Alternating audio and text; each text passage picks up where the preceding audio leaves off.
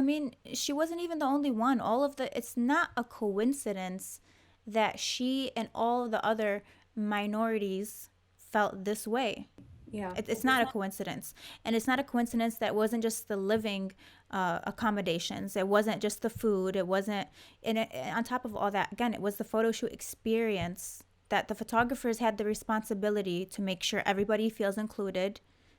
And that makes me like, it really bothers me as a photographer that you don't even know that how you're people can take this personally. Imagine everybody is doing something but you're excluded from it, no matter what it is.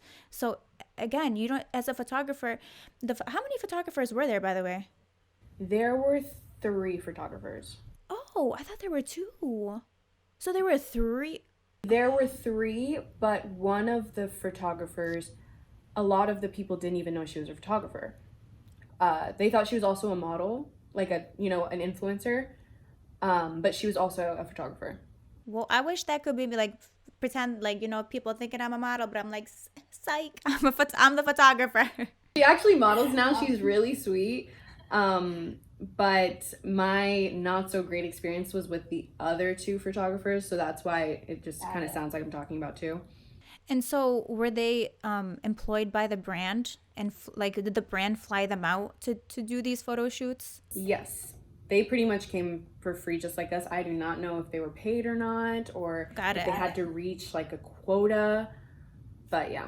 But they went on this trip with the intention of taking pictures of the trip and the people on the trip.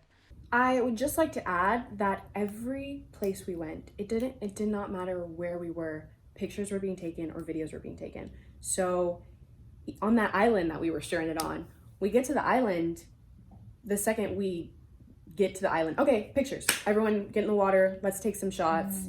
And like when you hear that, you're like, okay, that means them, not me. And so you just kind of have to find another way to preoccupy yourself, and you just kind of sit around. That's uncomfortable. I wouldn't even want to be where you're describing, to be honest with you. I don't even know how you dealt with that. Like, I feel terrible. You feel bad because you're in oh my, Fiji is insane. Like, I've never seen a more beautiful sunset. I've never seen more blue water. And you're surrounded by all this beauty, but then you feel like crap and you just feel really bad. It's just overall kind of like, oh, I don't want to be here. I think it's a good thing to note that everything you see on social media isn't Oh my always as it gosh. seems. Yeah. It's another great reminder that, no matter what photo is put out there, it's at some level a curation of your life. And so is art. It's a decision of what tools to use, of what creativity you're trying to express. And, it's a good reminder to, not everything on social media is the perfect, beautiful life. And, I think all of us, the 3 of us, are very fortunate to have the jobs that we have and to be able to be creative every day.